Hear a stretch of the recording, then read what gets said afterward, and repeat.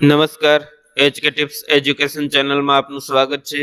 આજે વાત કરશું સામાજિક વિજ્ઞાન ધોરણ 8 સેમેસ્ટર 2, જેની અંદર પાઠ 2 પર્યાવરણીય પ્રદૂષણ. આ પાઠની સમજૂતી આ વિડીયોની અંદર મેળવશું. વિકાસ માનવીનો અધિકાર છે, એટલે કે જ્યાં અને જેમાં વિકાસ હોય કે દેખાય તેને વિકસાવવાનો પૂરો અધિકાર છે. ઔદ્યોગિક ક્રાંતિ પછી વિજ્ઞાનની શોધો થવાથી યંત્ર વિજ્ઞાને વિકાસની મોટી તકો ખોલી આપી છે. આ વિકાસથી માનવ જીવનમાં આમૂલ પરિવર્તનો આવ્યા છે. સર્જનાત્મકતાને યંત્ર વિજ્ઞાને એવો વળાંક આપ્યો કે ઉત્પાદનનું સાધારીકરણ થવા લાગ્યું. વીજળી, રેલવે, ટેલિફોન, વાહનો, ઉદ્યોગો, ઇલેક્ટ્રોનિક્સ માધ્યમો વિકાસ કથાના મહત્વના પાત્રો છે. આમ કહી શકાય કે સજીવ સૃષ્ટિની અંદર એક માણસ જે છે એ બુદ્ધિશાળી પ્રાણી છે.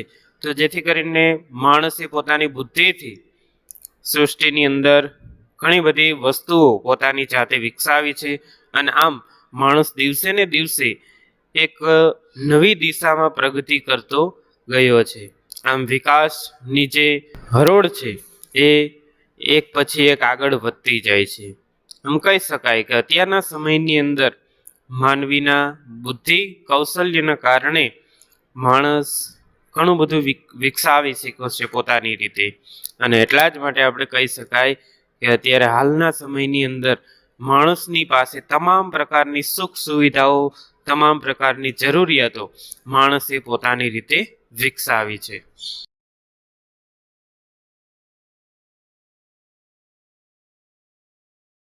કુદરતી સ્ત્રોતોના અમર્યાદિત ઉપયોગથી પાણી, હવા અને વનસ્પતિમાં એક પ્રકારની અશુદ્ધિ પેદા થાય છે. આ જે અશુદ્ધિ છે, ભેળસેળ છે, જેને આપણે પ્રદૂષણ કહી શકાય. અને એના કારણે આપણે આ જે અશુદ્ધિઓ ફેલાય છે, પાણીનો બગાડ, હવાની અંદર પણ બગાડ છે, વિવિધ ઝેરી હવાઓ ઉદ્યોગોના કારણે ફેલાય છે, જેથી કરીને હવામાં પણ બગાડ છે. વનસ્પતિની અંદર પણ અશુદ્ધિ, રાસાયણિક દવાઓના ઉપયોગથી એવી બધી અશુદ્ધિ પેદા થઈ છે. તો આમ કહી શકાય કે એના કારણે પ્રદૂષણ ફેલાયેલું છે. તો એની માત્રા એટલી છે કે વિકાસને સ્પર્શવાની સાથે પર્યાવરણને પ્રદૂષિત કરી મૂકે એમ છે. આ બેઉને એમના સંદર્ભો સાથે જોવાના, સમજવાનો આપણે પ્રયાસ કરવો અનિવાર્ય છે.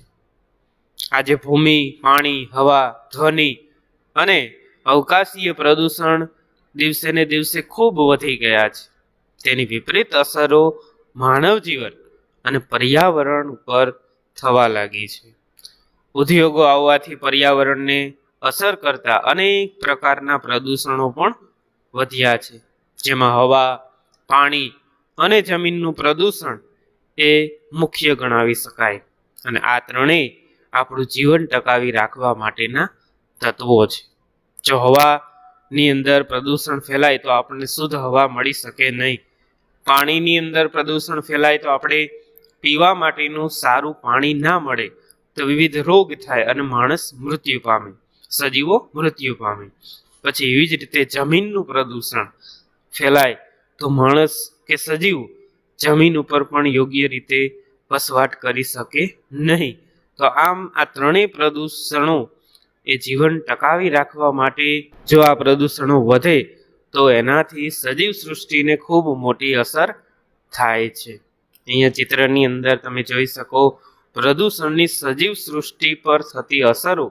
એની અંદર એક સરસ મજાનું ચિત્ર આપેલું છે, જેની અંદર ચારે બાજુ ઉદ્યોગો દેખાય છે, અને આસપાસમાં જે વૃક્ષો આપેલા છે તો એ વૃક્ષોને કાપી નાખવામાં આવેલા છે. તો જેથી કરીને પક્ષીઓ જે છે રડે છે, એમની આંખમાં આંસુ છે, અને એ કહે છે કે હવે અમે ક્યાં જઈશું. એટલે કે અમારું જે રહેવાનું ઘર છે, જે વૃક્ષ છે, અને એ વૃક્ષ તો માણસે કાપી નાખેલું છે, તો હવે આપણે ક્યાં જઈશું, એવું પક્ષીઓ રુદન કરતું એક દ્રશ્ય ચિત્ર અહીંયા બનાવેલું છે, જોઈ શકાય છે. આના ઉપરથી આપણે કલ્પના કરી શકીએ કે જો આવી રીતે પક્ષીઓનું ઘર આપણે વૃક્ષો જે છે ધીરે ધીરે કાપવા લાગ્યા, એનું ઘર આપણે કાપી નાખ્યું છે, તો એવી જ રીતે એ જ વસ્તુ આપણી સાથે જો થઈ હોય તો કેટલું દુઃખ થાય. તો એના ઉપરથી કહી શકાય કે આપણે પર્યાવરણને ટકાવવું જોઈએ, પર્યાવરણના પ્રદૂષણને ધીરે ધીરે ઓછું કરવું જોઈએ. હવે એની અંદર વાત કરીશું પાણીનું પ્રદૂષણ. સૌ પ્રથમ જે પહેલું પ્રદૂષણ છે પાણીનું પ્રદૂષણ. પાણીથી આપણે બધા પરિચિત છે. આપણા રોજના રૂટીન પ્રમાણે પાણી આપણા જીવનનો એક મહત્વનો ભાગ છે. આપણે પીવામાં પાણીનો ઉપયોગ કરીએ છીએ. જો આપણે 2 કલાક કે 5 કલાક પાણી ના મળે પીવા માટેનું, તો આપણે ખૂબ જ તરસ લાગી જાય છે, અને પાણી વિના મનુષ્ય કે કોઈ પણ સજીવ એ પોતાનું જીવન ટકાવી શકતા નથી, મૃત્યુ પામે છે. તો આ પાણીના પ્રદૂષણ વિશે આપણે વાત કરીએ.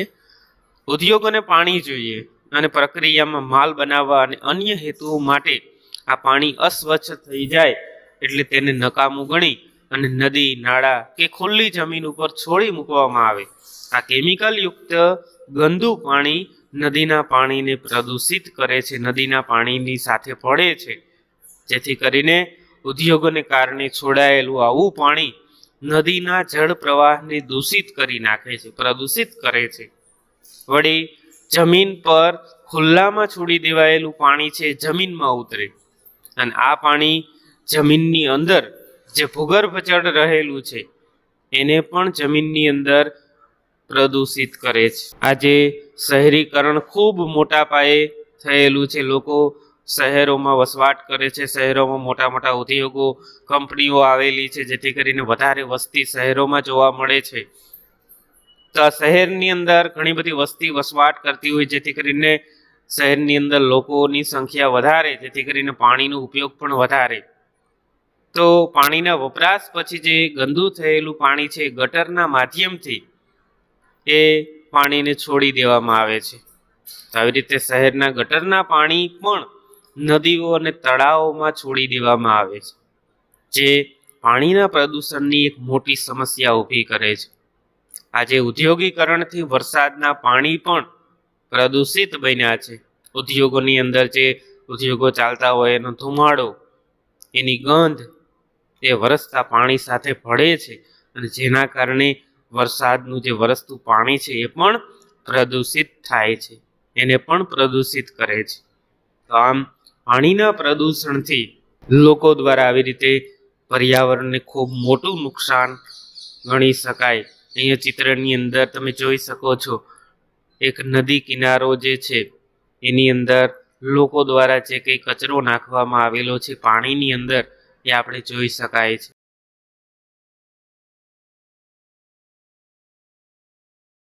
એમાં આગળ વાત કરીશું ઉદ્યોગો અને કારખાનામાં વપરાયેલું ગંદુ પાણી નદી, નાળા અને જમીન પર છોડી મૂકવામાં આવે છે. જ્યારે પાણીમાં રહેતા જે જળચર પ્રાણીઓ આ ગંદુ પાણી એમાં જાય છે, જેથી કરીને એ બધા નાશ પામે છે. માછલીઓ મરી જવાના કિસ્સાઓ પણ આપણે ઘણા બધા જોયા છે. ગંદુ પાણી જાય છે, જેથી કરીને જે નદીની અંદર, દરિયાની અંદર જે આ જળચર પ્રાણીઓ જે છે એ મૃત્યુ પામે છે. તેલ ગાળણથી સમુદ્રનું પાણી પણ પ્રદૂષિત થયું છે. જળ પ્રદૂષણથી કોલેરા, કમળો અને ઝાડા ઉલટી જેવા રોગો પણ ફેલાય છે. કદાચ એટલે જ આજે આપણે ત્યાં મુસાફરીમાં, ઓફિસ કે શાળામાં જતા બાળકોએ પાણીની બોટલ સાથે રાખવી પડી છે. આપણી ઘણી નદીઓ ગટર સમાન અત્યારે બની ગઈ છે પ્રદૂષણના કારણે. નદીઓના ગંદા પાણી ખેતી કામ માટે વપરાય છે, અને પરિણામે જે કંઈ ખેતરમાં ઉત્પન્ન થતો પાક છે, જે કંઈ ઘાસચારો છે, શાકભાજી છે, જે પ્રદૂષકોથી ભરપૂર થાય છે, એટલે કે એની અંદર પણ પ્રદૂષકો વધી જાય છે, કારણ કે ગંદા પાણીથી એનો ખેતી કરવામાં આવે છે. વિવેક બુદ્ધિ આપણને આમ કરવાની ના પાડે. આપણે ત્યાં દરેક વર્ગની વ્યક્તિ કે રાજકારણી, ખેડૂત, ઉદ્યોગપતિ, શિક્ષિત વ્યક્તિ, કારીગર કે કર્મચારી પ્રજાના હિત વિરુદ્ધ ચેડા કરતા જરા પણ અચકાતા નથી. એટલે કે લોકો પોતાની રીતે સમજતા નથી કે આપણે શું કરી રહ્યા છે. આજે આથી બચવાના ઉપાયો પણ છે. જો હજુ સુધી લોકો જાગૃત થાય અને પ્રદૂષણ ફેલાવવામાં પોતે ધ્યાન રાખે તો જેથી કરીને આજે પણ આપણે આનાથી બચવાના ઘણા બધા ઉપાયો છે. ઉદ્યોગોના પાણીને શુદ્ધ કરી અને આપણે નદી નાળામાં છોડવા જોઈએ અને એના માટે સરકારે ઉદ્યોગો ઉપર પણ કડક નિયંત્રણ રાખવું જોઈએ, કડક નિયમો બનાવવા જોઈએ. આમ આપણે પાણીનો વિવેકપૂર્ણ ઉપયોગ કરવો જોઈએ, તો જ આપણે પાણીને બચાવી શકીએ છીએ. ત્યાર પછી વાત કરીશું આપણે હવાના પ્રદૂષણ વિશે. તો આજે પાણીની જેમ જ હવાના પ્રદૂષણે પણ જગતમાં એક મોટી સમસ્યા ઊભી કરી છે. દરેક શહેર, દરેક કેટલાક વિસ્તારોની અંદર, કેટલાક ગ્રામ્ય વિસ્તારોની અંદર ચોક્કસ પ્રકારના ઉદ્યોગોનો વિકાસ થયો છે. એટલે કે ઉદ્યોગો અલગ અલગ વિસ્તારોની અંદર નાખવામાં આવેલા છે. તો આ જે ઉદ્યોગો છે, ઉદ્યોગોમાંથી છોડવામાં આવતા વિવિધ ઝેરી ગેસ, ધુમાડાઓ એ હવાની અંદર ભળે છે અને જેથી કરીને હવાનું પ્રદૂષણ થાય છે. આજે ખનિજ તેલનો ઉપયોગ પણ ખૂબ વધી ગયો છે, જેની અંદર આપણે વાત કરીએ તો પેટ્રોલ અને ડીઝલ, મોટા ભાગના જે વાહનો છે એ પેટ્રોલ અને ડીઝલથી ચાલે છે. તો આ વાહનોની સંખ્યા પણ અત્યારે વધી છે. જેમ વસ્તી વધે છે એમ બધી સુવિધાઓ પણ વધે છે. તો અત્યારે વાહનોનું પ્રમાણ પણ વધ્યું છે. તો જેટલા વાહનો ચાલે છે એ વાહનોમાંથી ધુમાડો નીકળે છે અને એ જે ધુમાડો છે એ વાયુઓ છે, જેની અંદર એ નાઇટ્રસ ઓક્સાઇડ નામનો ઝેરી વાયુ, બેન્કોપાયરીન અને કાર્બન ડાયોક્સાઇડ જેવા વાયુઓ છે એ હવાની અંદર ભળે છે. આપણા વાતાવરણમાં એનું પ્રમાણ વધે છે.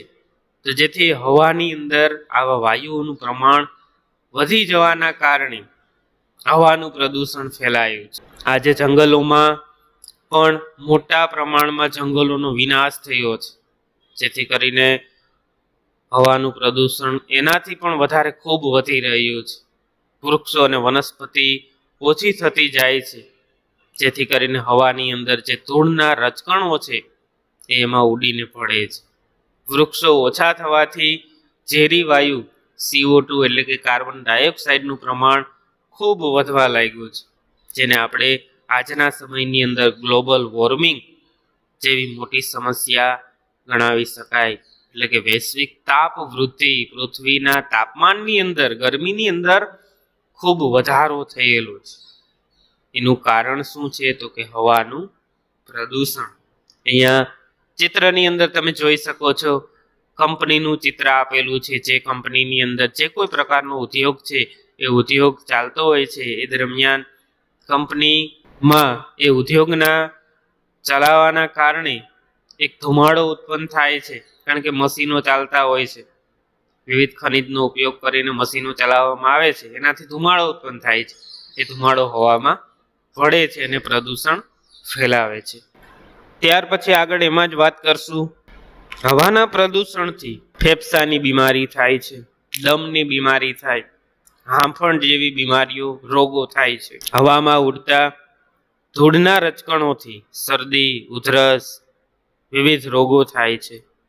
હવામાં ઉડતા ધૂળના રજકણોથી વિવિધ પ્રદૂષણ ફેલાય છે, જેથી કરીને ઘણા પ્રાણીઓ ગુંગળાઈને પણ મૃત્યુ પામે છે. હવાના પ્રદૂષણથી ગરમી વધી રહી છે. કેટલીક વાર આવા વાયુઓ વરસાદ સાથે ભળતા એસિડનો વરસાદ પણ થાય છે, જે વનસ્પતિને અને પ્રાણીઓને ખૂબ મોટું નુકસાન કરે છે. હવાનું પ્રદૂષણ અટકાવવા ઉદ્યોગો માટે કેટલાક સરકાર દ્વારા નિયમો બનાવવા જોઈએ. યોગ્ય પ્રમાણમાં ધુમાડો કે ઝેરી ગેસ ફિલ્ટર થાય એવા સાધનો પણ વિકસાવવા જોઈએ. પર્યાવરણ જાગૃતિના અભિયાનો પણ ચલાવવા જોઈએ અને કસૂરવાર જે કોઈ ઉદ્યોગો છે એની સામે સરકારે કડક થઈ અને એવા ઉદ્યોગોને બંધ કરવા જોઈએ અને એવા ઉદ્યોગોને દંડ પણ કરવો જોઈએ. પેટ્રોલ ડીઝલનો જરૂર પૂરતો જ ઉપયોગ કરવો જોઈએ અને પ્રદૂષણ મુક્ત એવા CNG અને PNGનો ઉપયોગ કરવો જોઈએ. CNG એટલે કોમ્પ્રેસ્ડ નેચરલ ગેસ અને પીએનજી એટલે પાઇપ્ડ નેચરલ ગેસ. પછી વાહનોની અંદર પીયુસી નો કડક અમલ કરાવવો જોઈએ. પીયુસી એટલે કે પોલ્યુશન અંડર કંટ્રોલ, પ્રદૂષણ કંટ્રોલ કરવા માટેના જે નિયમો છે એનો અમલ કરાવવો જોઈએ. જો આવું બધા નિયમોનો અમલ થાય તો આપણે સ્વાભાવિક રીતે હવાનું પ્રદૂષણ જે છે એ ઘટાડી શકીએ. ત્યાર પછી વાત કરીશું જમીનના પ્રદૂષણ વિશે. જમીનનું પ્રદૂષણ સહેલાઈથી નજરે પડે એમ નથી, છતાં આજે વિકસતા વિશ્વની અંદર જમીનનું પ્રદૂષણ જે છે ખૂબ મોટા પ્રમાણમાં વધી ગયું છે. વિકસેલા ઉદ્યોગો અને ગટરના પાણી એ ખુલ્લી જગ્યાની અંદર છોડી દેવામાં આવે અને જેના કારણે આપણી જે જમીન છે બગડે છે. ઉદ્યોગો કે કારખાનાવાળા જરૂર હોય એના કરતાં પણ વધારે જમીનનો ઉપયોગ કરે છે, જે એમના કહેવા પ્રમાણે ભવિષ્યના વિકાસ માટે હોય છે. ઉદ્યોગોનો વિકાસ સારી ખેતી લાયક જમીન ઉપર થાય છે ત્યારે તે જમીનને નુકસાન પણ કરે છે. એટલે કે ખેતીવાડી જે જમીન છે એ ઉદ્યોગો સ્થાપવાથી ખેતી લાયક જમીન ધીરે ધીરે ઓછી થવા લાગી છે. ઉદ્યોગો પોતાનો નકામો ઘન કચરો જમીનમાં નાખી રાખે છે. આજે પોલિથીન બેગ એટલે કે પ્લાસ્ટિકની જે બેગ છે એનો ઉપયોગ ખૂબ મોટા પ્રમાણમાં વધ્યો છે. તો આ પ્લાસ્ટિક જે છે જમીનમાં ભળતું પણ નથી અને જમીનને બગાડે છે, જેથી કરીને પ્લાસ્ટિકનો ઉપયોગ આપણે ઘટાડવો જોઈએ. પછી શહેરોની અંદર જે કચરો છે એની અંદર ખોખા, પ્લાસ્ટિક સ્ટેપ અને બીજા રાસાયણિક પદાર્થો પણ હોય છે, જે સારી જમીનો ખેતરોની અંદર પડે અને એ જમીનને દૂષિત કરે છે. ખેડૂતો દ્વારા વધુ ઉપજ માટે અત્યારે ખેતરોની અંદર રાસાયણિક ખાતરનો ઉપયોગ વધારે પ્રમાણમાં થાય છે કે સારો પાક લઈ શકાય, જેથી કરીને ખેતી લાયક જમીનની અંદર પણ આ રાસાયણિક ખાતરનો વધારે પ્રમાણમાં ઉપયોગ થવાથી એ જમીન પણ બગડે છે. આમ પર્યાવરણને નુકસાન કરવામાં આપણે ઘણો મહત્વનો ભાગ ભજવીએ છીએ. આ બાબત આપણે ધ્યાન રાખવી જોઈએ. અહીંયા ચિત્રની અંદર તમે જોઈ શકો છો જે ચિત્ર જે કચરાનો નિકાલ કરવા માટે નદી કિનારાના વિસ્તારની અંદર કચરો ઠાલવવામાં આવે છે એનું ચિત્ર છે. તો એનાથી જમીનનું પ્રદૂષણ વધે છે, હવાનું પ્રદૂષણ વધે છે આમ કહી શકાય. એની અંદર આગળ એમાં જ વાત કરશું કે આજે ઉદ્યોગોના અને ગટરોના પાણીનો ઉપયોગ ઉપજાઉ જમીનની અંદર થવાથી તેમાં પાકતા અનાજ, શાકભાજી વગેરે દૂષિત થાય છે. એટલે કે ગટરોનું પાણી જે છે, ઉદ્યોગોનું જે ગંદુ પાણી છે એ સારી જમીનમાં જાય છે, જેથી કરીને જે ખેતીલાયક જમીન છે એના અનાજ અને શાકભાજી જે ઉગાડવામાં આવે છે ખેતરમાં એ પણ દૂષિત થાય છે. અને એના લીધે જમીનના પ્રદૂષણથી ક્ષય અને હાડકાના રોગો થાય છે. ઉપજાઉ જમીન ઓછી થતા અનાજની તંગી પણ સર્જાવાની શક્યતાઓ ઊભી છે. અત્યારે દિવસે ને દિવસે બધા વિસ્તારોની અંદર જો ઉદ્યોગો સ્થાપવામાં આવ્યા છે અને એ ઉદ્યોગો ક્યાં સ્થાપે તો કે ભાઈ જ્યાં જમીન ખેતીલાયક જમીન હોય એના ઉપર ઉદ્યોગ સ્થાપવામાં આવે તો એના ઉપરથી કહી શકાય કે જે ખેતી કરવા માટેની જે જમીન છે એ ધીરે ધીરે ઓછી થવા લાગી છે. અને એ જમીન ઓછી થાય એટલે સ્વાભાવિક છે કે જે કંઈ ઉત્પાદન આપણે કરીએ છીએ પાકનું, શાકભાજીનું, એનું ઉત્પાદન પણ ઓછું થવાનું છે. આમ જમીનની અંદર આજે ખેતીલાયક જમીન છે ધીરે ધીરે ઘટવા લાગી છે. જમીનમાં પ્લાસ્ટિક અથવા તો કારખાનાઓના પાણી એ સૂક્ષ્મ જીવાણુનો નાશ કરે છે. જમીનની અંદર આ પ્લાસ્ટિક ભળે છે અથવા તો કારખાનાઓના પાણી ભળે છે તો એ જમીનની અંદર જે જીવાણુઓ છે જમીનના એનો નાશ કરે છે. ઉદ્યોગોનો ઘન કચરો પણ સૂક્ષ્મ જીવાણુને માટે ખૂબ ઘાતક બની રહ્યો છે.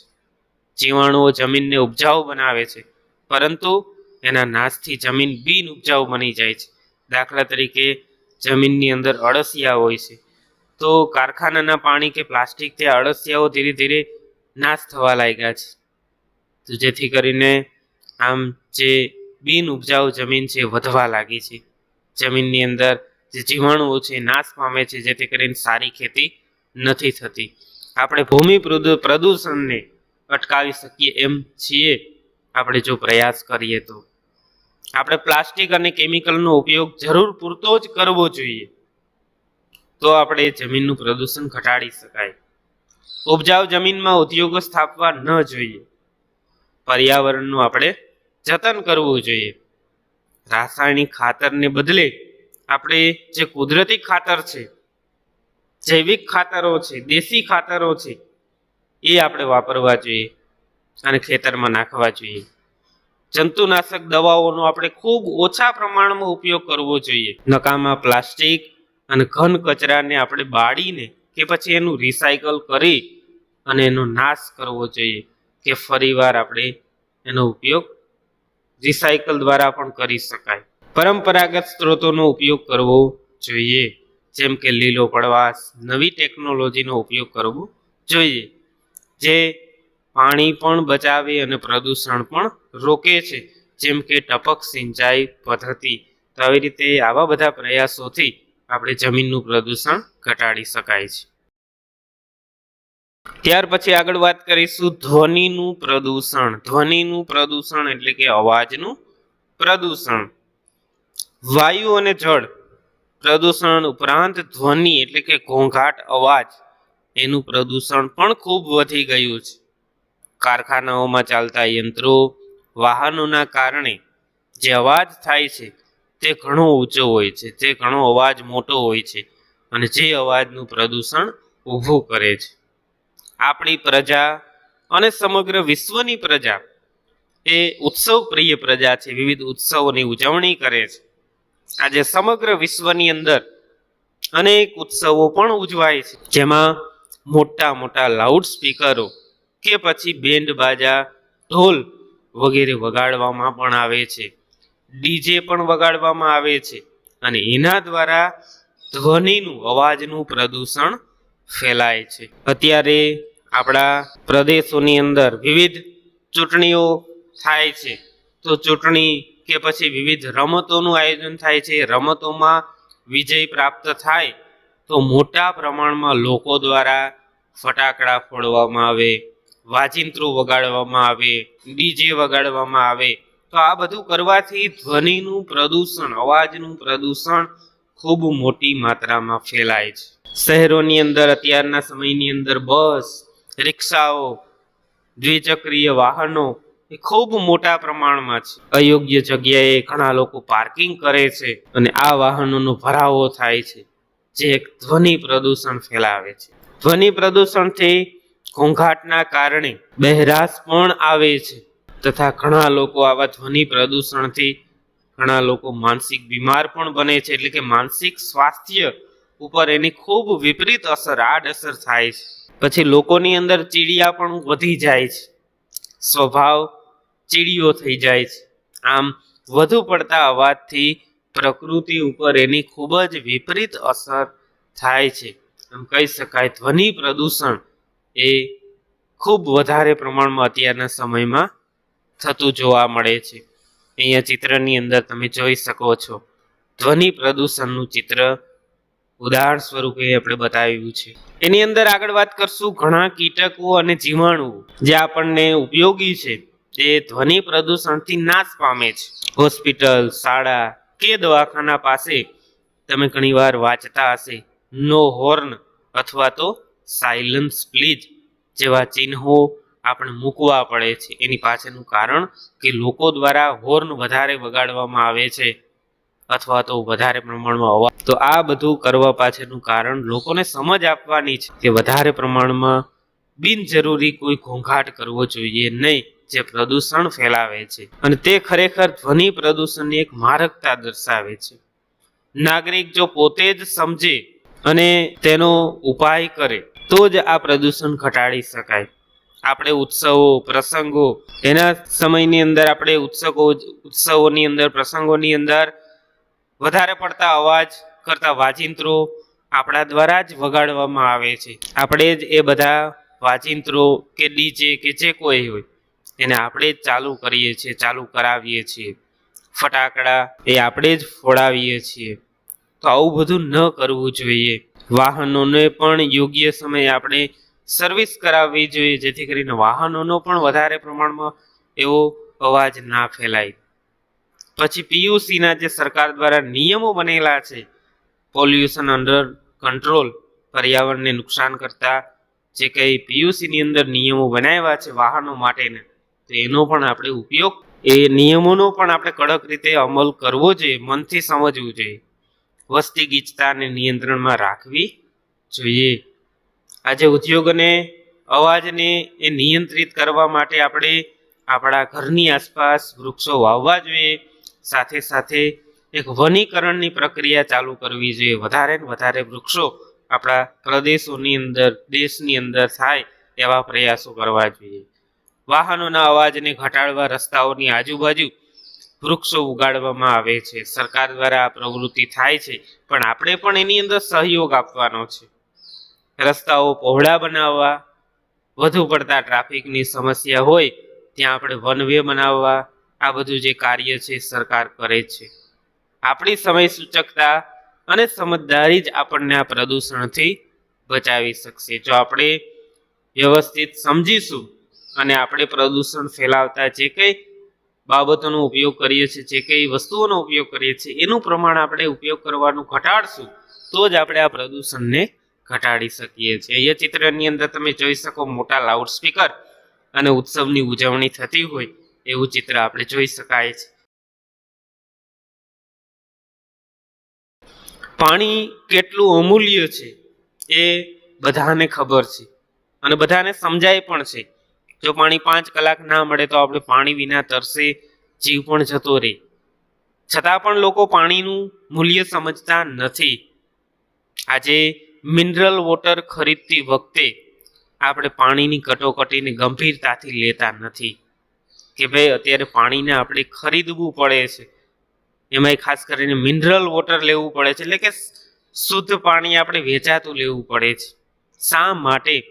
તો કે ભાઈ માણસ દ્વારા પ્રદૂષણ ફેલાયું છે, એટલા માટે આપણે જે પાણી ઉપયોગ કરીએ છીએ શુદ્ધ નથી, એ અશુદ્ધ થઈ ગયું છે, એટલા માટે આપણે શુદ્ધ થયેલું પાણી વાપરવું પડે. આપણે પાણીની કટોકટીને ગંભીરતાથી લેતા નથી. સવાલ માત્ર પાણીનો જ નથી. મહાત્મા ગાંધીએ પણ કહેલું છે કે જળ, જમીન અને જંગલ એ સામુદાયિક સ્ત્રોતો છે, એટલે કે બધા માટેના છે. બધા લોકો સમાનતાની દ્રષ્ટિએ એનો ઉપયોગ કરે અને એની ઉપર સૌનો સમાન હક છે. પછી પશુ હોય, પક્ષી હોય કે પછી માણસ હોય, બધા એને સારી રીતે વાપરી શકે છે. એને વેપારની વસ્તુ ક્યારેય પણ બનાવવી જોઈએ નહીં. જો આવું બનાવીએ તો એક પ્રકારનો નૈતિક ગુનો છે. તો અત્યારના લોકો જળ, જમીન અને જંગલના આધારે જ ઉદ્યોગો અને વિવિધ વેપાર ચલાવે છે. માનવ નિર્મિત સમસ્યાઓમાં પાણીનું પ્રદૂષણ અત્યારના સમયની અંદર ખૂબ અગ્રસ્થાને આગળ પડતું છે. એનો ઉત્તર શોધવો આપણી સહિયારી, સામૂહિક જનચેતના, સમજદારીના કારણે આપણે મેળવી શકીએ. આજે પ્રદૂષણ માટે તમામ લોકોએ પોતાની જવાબદારી સમજી અને એને સ્વચ્છ અને તંદુરસ્ત બનાવવા યોગ્ય ઉપાયો આપણે કરવા જોઈએ અને પર્યાવરણ બચાવવા માટેના પ્રયાસો આપણે કરવા જોઈએ. તો જ આપણે પર્યાવરણને બચાવી શકશું. અહીંયા ચિત્રની અંદર અલગ અલગ ચિત્ર આપેલા છે. એમાં પહેલું ચિત્ર છે પાણીનો નળ ચાલુ છે, પાણી વેડફાય છે, એવું થવું જોઈએ નહીં, પાણીનો બચાવ કરવો જોઈએ.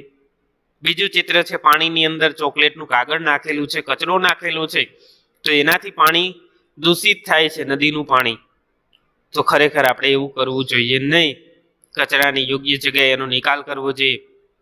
અને ત્રીજું ચિત્ર છે એ મિનરલ વોટરનું છે કે જો આવી રીતે પાણીનો આપણે ઉપયોગ, ગંદા પાણીને આપણે યોગ્ય રીતે નિકાલ કરીએ અને સારા પાણીને, નદી નાળાના પાણીને આપણે વ્યવસ્થિત સાચવીએ તો આપણે મિનરલ વોટરની પણ જરૂર પડવાની નથી. આમ કહી શકાય કે આપણે પ્રદૂષણ ફેલાવવાની અંદર આપણો જ મહત્વનો હાથ છે. જો આપણે સમજતા જઈએ તો આપણા દ્વારા દરેક વ્યક્તિ, દરેક પોતાની રીતે સમજતા થાય તો ચોક્કસ રીતે આપણે પર્યાવરણીય પ્રદૂષણને ઘટાડી શકીએ. અહીંયા આપણે આ પાઠ પૂર્ણ કરીએ છીએ. આવતા વિડીયોની અંદર આપણે આ જ પાઠના સ્વાધ્યાયના પ્રશ્નોનો વિડીયો આ ચેનલ ઉપર મૂકવામાં આવશે. એજ્યુકેશનના વિડીયો મેળવવા માટે અમારી સાથે જોડાયેલા રહો અને ચેનલને સબસ્ક્રાઇબ કરો. બાજુમાં આપેલ બેલ આઇકનને પ્રેસ કરો, જેથી કરીને અમારા આવનારા નવા વિડીયોનું નોટિફિકેશન તમને મળતું રહે. અસ્તુ. જય હિન્દ, જય ભારત.